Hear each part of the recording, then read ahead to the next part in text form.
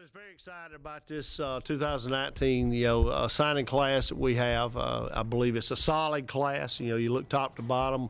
I think we've fulfilled some needs for early enrollees and older guys, but then we also have a balance of, high school guys that we've signed in every position that I think is really going to help us down the line. It's, you get set up here in cliche, that's a great signing class, just best we've ever had, and all those things we just kind of laughed about it before. Really, the telltale sign of that is, 2 or 3 years from now, we can really tell you about how good this signing class is. And I think if everybody, was honest about that on signing day, that's going to be kind of the case, But I really feel good about the young men that, number one, they're good people. They come from good families. And I think our staff does a really good job of going out and finding that. They know what type, person and family we want, number one, take away the athleticism and all that. We worry about those things first. And then, good football players as well. But I think this class has got, solid people that are really good football players in it. And like I said, time will tell, how good this class is. But I think, it's a top-notch class as far as the character and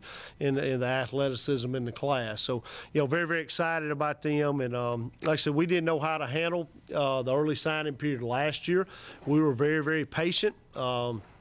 Asked our staff, I'm a little more, reserved on making knee-jerk reaction decisions. I like to be thought out and planned. And so last year's plan was, hey, we're going to wait and see how this thing goes. And it really paid off for us. I thought we didn't sign anybody early before Christmas, and we ended up with a really solid class. But as we learned more about that early signing period, we figured that we need to sign about half our class early. So that's kind of what we did. We signed, 9 guys early and, got some, mid-year enrollees in and, I think that helped us, but it allowed you some leeway to sign some of these guys later too. So I feel good about both. I feel good about the guys that we signed early as well as the guys that we've got coming in signing today. So I think that helped this class really a lot. And moving forward, we'll probably stay with a similar, formula with that. We'll sign half or a little bit more than that probably early,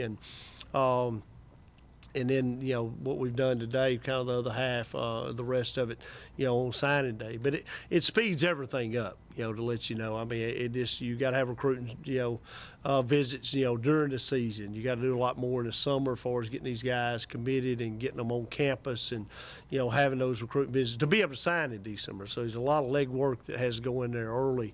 I don't know if we'll ever be to the point to where we sign 85 to 90%, like some Power Fives do out there. They pretty much got theirs done when they come out of December, and they're all junior recruiting. But I foresee us even next year being able to do more junior recruiting in January, which is a big deal for us. I didn't know if I'd ever see the day we were able to do that, but with this early signing, I think we can move forward in that, as far as next year. But like I said, just very, very excited about these guys. Not going to go through every one of them. I can answer specific questions about those guys, but just really excited about the young men we've got coming in. Like I said, I think it's a size-wise, parameter-wise, a really good class and a really good class athletically as well. So this time, appreciate everybody being here. Just open it up for questions.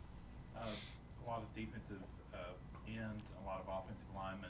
Could you talk about the concentration in those two areas? Well, you lose as we call it, the Geritol room. The defensive end room was really old last year, so we lost a lot of those guys. You lost probably 6 guys that have been playing ball around here a long time. We lost Randy Robinson and Connor Christian inside. So depth is an issue. I feel good about our front line guys, starters, coming in, to next year. But depth is a key deal. So we wanted to really oversign in those areas and fulfill those needs. Offensive line, you lose Gazzaro. Has been here a long time playing ball, and B.J. Autry, you got to fill those needs. But even though we got guys coming back in those areas and got really, in my mind, a veteran football team coming back, you need some depth in some of those areas. So we did concentrate heavy there, and probably will, as the year goes on, pick up a few more of those guys. You also signed a quarterback. Was that your goal as well? Definitely would too. You got 2 guys back that you really think get the job done, and you got some other guys kind of in between, but you want to sign a solid guy there. And we really feel good about AC. He's a real athletic guy. He's a developmental guy. He's not a guy that we're going to ask to come in and play immediately. And so I thought this was a great choice for him and coming in, and I think it's a great pickup for us because he's probably as athletic as any guy we've signed before. I know for you it's always a careful balance to decide how many to redshirt, how many to go ahead and let play. With the new 4-game rule, is it kind of like everybody gets a tryout now? Love it. That is the best player rule we've changed since I've been here. You know, you're talking about something that was great for the players, and being able to play them in those 4 games, you don't burn a red shirt, you know, and you never want to do that. You still get to that 4th game, and you're like, okay, is this guy playing enough snaps for us to play him in that 5th game? And Uriah West comes to mention there. I mean, he played 6 or 7 of our games when we was on that 4th game of him. Is he playing enough snaps? So you're always going to have those guys like that, but pretty much the other ones are clear cut. And they play in the 4 games, and hey, they're not playing enough snaps with red shirt, but it gives you that test to see, and it allows that kid the freedom to play. I mean, they get to play in a game, so to me it keeps them motivated that whole year. Whereas in the first of the year, you tell the kid he's redshirting, you know, it's tough on that kid to stay motivated to practice to get better. So I've even seen a emphasis on that, where that kid is really motivated the whole year and he stays into practice more. He's more involved in the game plan because you are going to play him. And you know, you take DBs for instance. DBs, corner safeties, or nickel position, those guys are always going to play a lot of special teams. So you'd play, you know, these couple of guys in these 4 games, they played a lot of special teams in those games, and you take the other half and they played in, you know, their 4 games, played the other half. So it really helps our depth as a special teams unit, and, you know, offense and defense as well. But that is the best player rule that I've seen, you know, college football make in a long, long time, but maybe the best ever. It seems like half of this class is from Alabama, the other class, the other part of the class is outside the state. How important was that to get the footprint of Jacksonville State out to as far as North Carolina and Tennessee and Florida? Well, we always go at 3 5-hour rule. You know, we recruit heavy our state. You know, we want to be in every high school in the state. We want to be visible. We want the head coach to know us. Our guys know that. Every one of our staff. You know, we don't take 3 guys and say split up Alabama from a north, central, and a south, and you 3 guys got this whole state. No, every one of our coaches have, you know, high schools in the state of Alabama, so we want those relationships. So we want them to know us and be visible there. And I think it's very, very important to be visible in your own state. So we're always going to take, you know, half of our class from Alabama, pretty much so. You know, it's good football played in Alabama. There's good football players. We're going to continue to do that. But, you know, you go that 3 5-hour out from our campus, boy, there's a lot of good players. And we're even talking about extending that a little bit further and thinking you can get a little deeper into Florida and you can go into North Carolina and things like that. So I think our staff has done a great job, number one, of just – it's so easy to evaluate kids now. You know, film is so handily that you can evaluate a kid. If it's a kid in North Carolina, and using that example, you know, Coach Wilk evaluated him, and he got up there and got to see the kid, and there was a connection, and we got a really good football player. This is a good ways away, you know. So I think our staff did a really good job of evaluating those guys and then going to get them too. So I think in years to come we'll expand a little bit more than that and become. I think our brand's to where it's at now, to where we're geographically a southeastern brand, where you can go all the way to North Carolina, you can go all the way down into Florida and have a chance at recruiting guys. Coach Kilgore mentioned earlier that you guys got a player from his alma mater.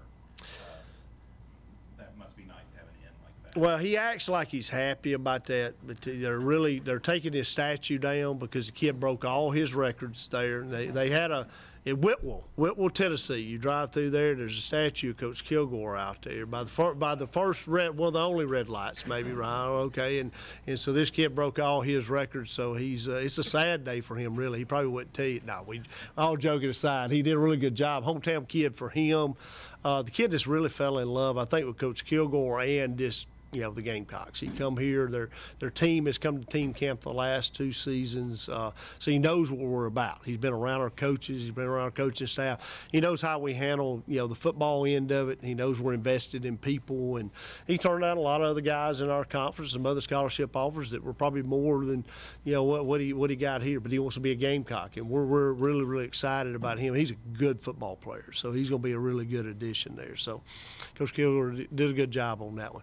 I told him, I said, man, if you go up there and you can't bring this kid out of your hometown, don't come back. So he had a little pressure on him too. So, but he did a nice job on him. One of the kids in our area is Jackson Luttrell, who signed in the early period. Yes. From Westbrook Christian. What are some of the things you saw on Well, I think Jackson's he's got family history here. He had a granddad and a great uncle played here, and I think it's kind of in his blood. And I think he is a solid, student athlete. I mean, he's going to be a really good football player here. Now, projecting, kind of where he's going to play. He's a D lineman, O lineman. He can play a lot of different things. Just moves well, plays basketball. But we always want to recruit locally and try to keep the local kids here. And we didn't get as many as what you would like to get this year, and sometimes that's kind of a supply and demand deal and a need deal of here as well. So, like I said, excited about Jackson. I think he's going to be a really solid player for us.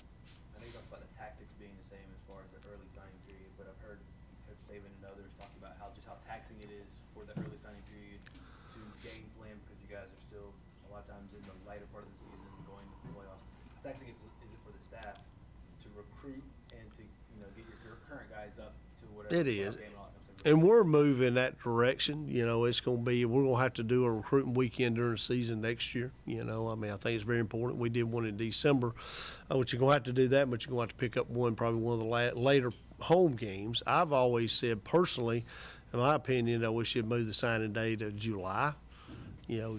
Somewhere in there. I think that would help your Alabamas of the world. I think that's what Coach Saban's talking about, not having to fool with official visits during the season, because they're having to do official visits every home game, or over half their home games. That is taxing. If you don't, we don't have the support. Our support personnel does a great job, but we don't have the access to as many as Alabama does. So if it's taxing on Nick Saban in Alabama, think how taxing it's going to be to do a recruiting weekend at our level. So it is. It does put a different damper on. I wish they'd look at moving it up. I don't know what the opinions are about that, but I don't think that's a bad thing either. I think that's a good thing for the players as well. A lot of these kids, players coming out, they don't understand the recruiting process. So they don't understand if you're not committed by the time fall camp started, you may not have a scholarship offer. And you come in there in December and you try to commit, it's not a non-committable offer. They're already full. So you hear story and story after that of kids that got left out, because they didn't understand the recruiting process. So I think moving it up may be an option, but I don't know how close we are to doing that. So I think everybody's just now getting their feet wet and understanding the December one. But I do think it's been a positive thing. But I agree with Coach in that it is it makes you have to do things a lot earlier than what you normally would do. Not necessarily a bad thing for the student athlete, but it is tougher. Could you foresee a day coming when you feel like you have to sign 80% or more of your class during that early period? I don't. I mean, I think we're at a good point now. I mean, we may go a little over half next year, but there's always going to be those late qualifiers. There's always going to be those kids that, just like I just talked about. They've had an offer from a school for a year. They've been to their campus. They've been to their camp. They think they got that offer, and then they try to commit in December, and the school drops. Or they kind of try to commit in January and go on a visit, and the school drops them. And it's most of the time it's an out-of-state school. They don't worry about high school relations in that state, and they'll drop the kid. And most of the time, them schools go out and offer 300 kids. It's bad business to me, but that happens. So there's always going to be that kid that we can pick up in January. So you want to have room to pick up, that player. And it's a kid that we've got relations with, that we've been recruiting, and we've been there. And when he falls, you want to be able to have a scholarship there to hold for that kid. So I don't see us ever signing 80-90% of the class early, because of that reason,